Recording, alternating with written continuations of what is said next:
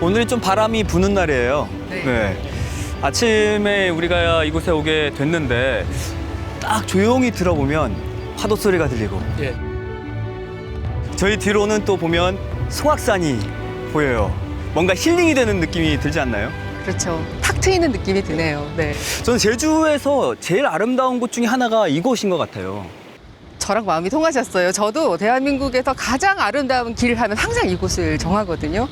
정말 아름다운 것 같은데 아까 송악산 말씀하셨잖아요. 근데 송악산이 소나무가 많이 자란다 그래서 나중에 붙여진 이름이 송악산이고 원래 이름이요. 너무 아름다워요. 전루리오름. 전루리오름. 그게 제주말로 그 물결이 운다라는 뜻이래요. 그래서 그 말을 듣고 와, 이 지역 분들 이 표현력 정말 대단하다.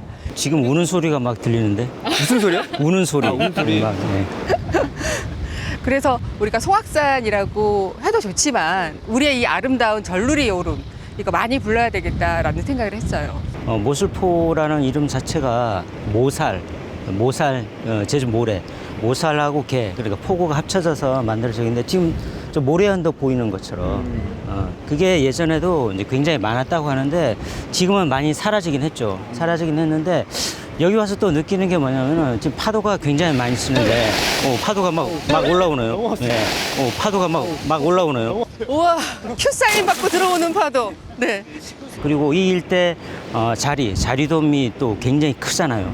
그 이유도 뭐냐면은 물살이 강한데 센 데서 살아남기 위해서 자기 몸을 좀 크게 했던 그런 곳이고 그러다 보니까 오늘 굉장히 주제에 딱 맞게 이 지역이 억센 사람, 강한 사람, 제주의 뭐 대표적인 그런 이야기가 나올 것 같습니다.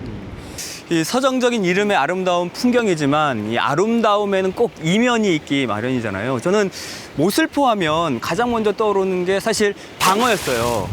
방어 축제도 이곳에서 열리기도 하고 그래서 좋은 곳에서 맛있는 음식을 먹을 수 있는 곳이다 이렇게만 생각했는데 공부를 좀 하다 보니까 굉장히 아픈 역사가 있는 곳이더라고요. 모슬포는 지금 오늘도 보니까 바람이 좀 불죠. 좀 바람이 거세고 아무래도 제주도 서쪽이 바람이 좀 센 곳이긴 한데 여러 가지 역사적인 어떤 순환의 고장이고 또 그리고 순환을 그대로 그냥 받아 넘기지 않고 또 맞서서 저항해 나갔던 그런 역사를 담고 있는 곳입니다. 이렇게 또 아름다운 그 풍경 속에서 이렇게 또 아픈 역사가 숨어 있다고 하니까 이거를 그 이혜자 시인이 또 이렇게 표현을 했더라고요. 그 하늘도 모슬포에선 한눈을 팔더라 이렇게 표현을 했는데요. 아마도 이 아름다운 그 풍경의 비경 또 하나는 역사의 아픈 슬픈 비경이 공존하는 곳이 바로 여기가 아닌가 싶습니다. 시의 제목만 들어도 이 모슬포 이미지가 머릿속에 그려지긴 하는데 그래도 모슬포에는 아픈 역사이긴 하지만 우리가 꼭 간직하고 기억해야 할 그런 이야기들이 많이 있는 것 같아요. 그럼 우리가 좀 자리를 옮겨서 더 깊은 우리 모슬포의 속사를 들여다보기로 할까요? 예, 좋습니다. 네. 알겠습니다.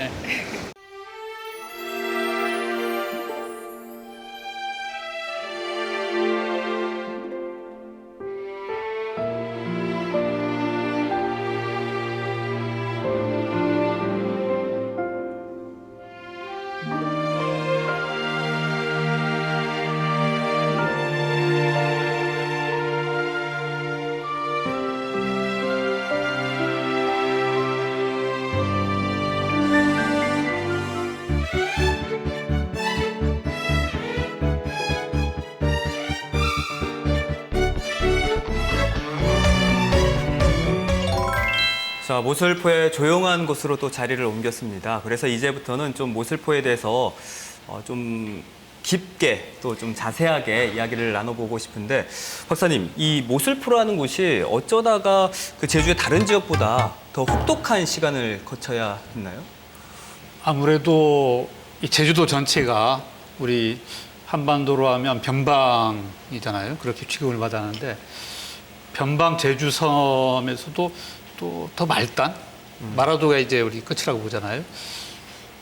그런 어떤 이런 지리적인 여건.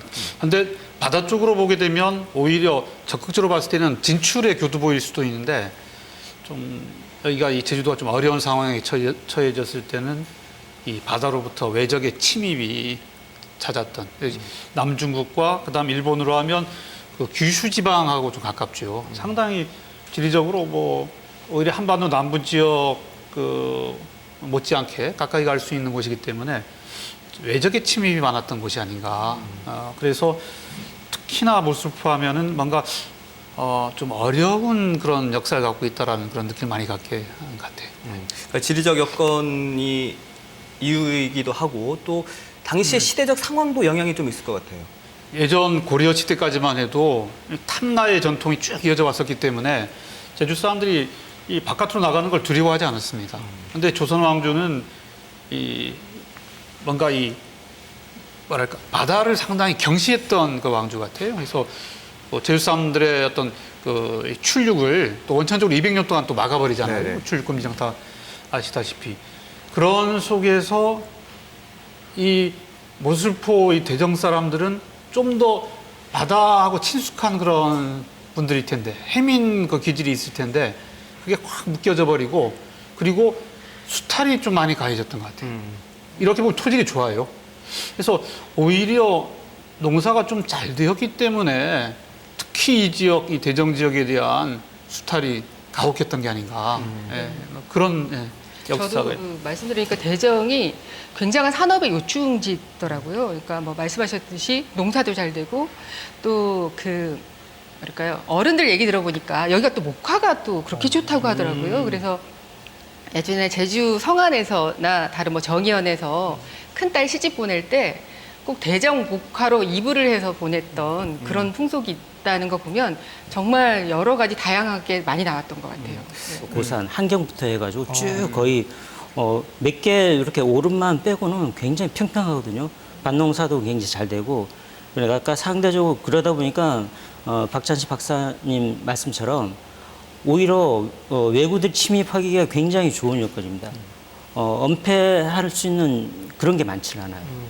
그게 좀 어렵기 때문에 모슬진, 차기진 그렇게 해서 이 진을 만들어서 방어를 하게끔 하고 좀 더 사람이 사는 데는 대정읍 쪽으로 이제 빠진 거죠. 어찌 보면은 지금 우리가 있는 바닷가 모슬포라는 환경 자체는 외구하고 그러니까 최전방이면서 가장 위험하면서 살기도 그러니까 풍족할 수도 있는데 풍족한 만큼 빼앗길 위험성이 굉장히 높다는 거죠. 그런 역사적 환경이 이제 베이스로 좀 깔고 욕심을 낼 네네. 만한 요소들이 다 이제 네. 한꺼번에 있었다는 거예요. 일부 향토사가들은 조선 초기에 삼읍 체제가 만들어지면서 제주, 대정, 정의 이렇게 하는데 대정의 그 어원이 이게 어떻게 되는가? 뭐 저도 뭐 딱히 하나하게는 박지 못해서 참 잡아내기는 힘든데 고유할 정자거든요. 그렇게 고유한다. 근데 그 전에 그 고려말까지 이 제주도에 정해진이라고 해서 이 외구의 침입이랄까 외적의 침입을 막아내는 그런 군사 어떤 그 지점이 있었어요. 그래서 그런 것들을 받아들인 그런 정해진 할 때도 그 바다를 고요하게 한다는 이게 다 외적의 침략하고 관련된 거예요. 그랬을 때 대정이란 것도 하도 시달리니까 크게 좀 안정을 취했으면 조용해졌으면 하는 건 그런 염원을 담은 게 아니냐는 그 향토사가의 네네. 그런 이야기도 있는데 좀 경청할 만한 그런 내용이라고 보입니다. 오히려 반대가 아닐까요, 박사님? 오히려 클 때 고요할 정이니까 옛부터 되게 고요한 마을이었는데 오히려 바람에 나무가 흩날리듯이 그렇게 시달렸던 건 또 아닌가 하는 생각도 좀 들고요. 어떤 시대적 상황도 그렇고 지리적 여건도 그렇고 어떻게 보면 이 모슬포라는 곳이 좀 비운의 땅이 될 운명을 타고난 게 아닌가. 뭐 모슬포 주민들이 들으면 좀 마음 아프고 기분 나쁠 수도 있겠지만 그런 생각이 드는데 그럼 아픈 역사의 시작을 봤을 때 언제로 볼 수가 있을까요? 글쎄 우리가 많이 기억하는 거는 그 조선 왕조 이 폐쇄적인 체제에서 수탈이 강화됐을 때 특히 모슬포의 뼈아픈 역사가 더 드러난 것 같고요. 특히 그런 데 대해서 저항했던 밀란의 역사가 제주도의 큰 밀란들이 이 지역을 중심으로 일어나고 근현대의 항일운동이랄까 그다음 4.3 이르기까지도 심지어는 현대사에서 그 유명한 1989년에 이 송악산 군사기지 반대투쟁이라는 아주 진짜 강력한 그런 사회운동도 모슬포 지역에서 일어났기 때문에 특히 모슬포 하면 그런 이 순환 못지않게 분출했던 저항의 전통이 강했던 걸로 그렇게 비춰집니다. 이재수의 난도 일어난 곳이 이것이죠. 그렇죠.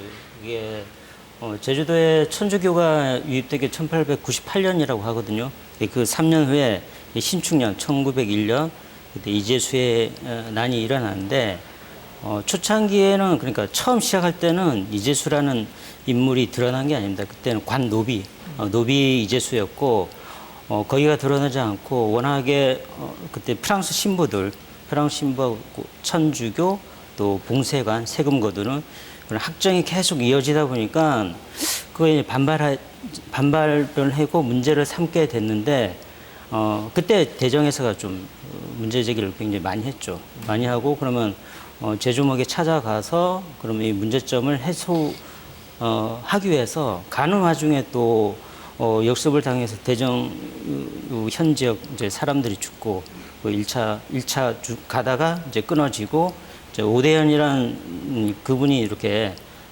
우두머리 장도로 가다가 그 다음에 다시 2차 이제 봉기 비슷하게 하게 되는데 그때 이재수가 그 등장을 하죠. 사실 말씀하시니까 저는 영화 이재수의 난 생각나요. 이정재가 주인공이죠. 네, 그 이정재가 가슴에 혁명의 혁자를 딱 새기고 막 대정 창이 깃발을 들고 달리던. 근데 뭐 관객 수로 영화를 평가하면 안 되지만 영화는 사실 쫄딱 망했던 동해운 영화이긴 한데 실패했죠. 보셨습니까, 박사님? 전뭐 여기 좀 영화 전문가는 아닌데 네. 제가 그때 역사 비평이란 저널에 비평 쪽에 글도 써서 박광수 감독님 상당히 마음을 좀 아프게 했던 기억도 나는데 별 하나 주셨네요, 짜게 그냥. 그래서 제가 박 감독님 그 이후에는 그 영화 진행 과정에는 몇 번 뵀었는데 비평을 쓴 다음에 제가 좀 송구하더라고요. 이게 어쨌거나 뭐 천주교 입장에서는 불편할지 몰라도 뭔가 대립 그 국면을 확실하게 보여주는데 이게 좀 희미해져 버렸어요. 그리고 왜 이재수를 비롯한 이 대정 낸 제주의 그 일반 백성들이 그렇게 죽음을 각오하고까지 싸울 수밖에 없었는가가 이게 선명히 드러나지 않는 거예요. 그래서 박광수 감독님이 그 영화 이후로 사실 작품을 잘 못하고 계신데 박광수 감독님 그 리메이크로 한 번 더 이재수의 난을 한번 해주시기를 바랍니다. 네. 그럼 궁금한 게 그 당시에 모슬포 주민들의 삶은 어땠을까? 그러니까요. 어땠나요? 조선시대 때. 이재순환 당시에 조선시대 모슬포 조선시대 사람들의 모슬포 삶. 사람들은 아까 뭐 개괄적으로 얘기했지만 그 수탈 구조에 상당히 전선에 있었다. 많은 수탈당했다. 그리고 그 정도뿐만 아니라 또 개항 이후에는 이 가파도를 배경으로 해서 동쪽에는 우도 배경으로 일본 어민들이 진출해요. 그래서 이 가파도까지 왔던 이 양반들이 나가사키 그다음 저쪽에 그 스시마 섬 이런 데를 기반으로 한 그 잠수기 어선이라고 그렇죠. 이 머그리배 어선이 와서는 그 잠수업을 통해서 애쓰게 채취하던 그런 전복, 소라, 그다음 해조류 이런 것들을 산소 공급 받으면서 가서 다 이제 갈취해버린 거예요. 가버린 거죠. 네, 그래서 여기에 대한 불만이 고조되어서 이 연안 지방에 있는 사람들이 일본 어민들 와서 여기 좀 잠시 좀 물도 공급받고 좀 도움받고 하는데 들어오지도 못하게 막고 그러다가 일본 어민들이 후루야라는 그 일본 어민 대표가 있는데 이 선단이 와가지고 가파도에서 중심으로 일하다가 여기 바로 모스포에 상륙해서 이만송이라는 어민을 여기 모스포 주민을 칼로 쳐 죽여버리는 사건까지 터집니다. 그래서 이게 그 개항 이후에까지도 이 모스포는 상당한 그러니까 내적인 그런 조선 왕조의 수탈과 그다음 개항 이후에 일본 그 어민들의 침탈이 겹쳐 들어갔던 그런 과정에서 또 그 이재순환까지도 이게 계속 겹쳐지는 거예요. 그러니까 안에서도 들볶이고 밖에서도 괴롭힘을 당하는 그런. 그냥 뭐 그야말로 시시때때 힘들었던 곳이었네요.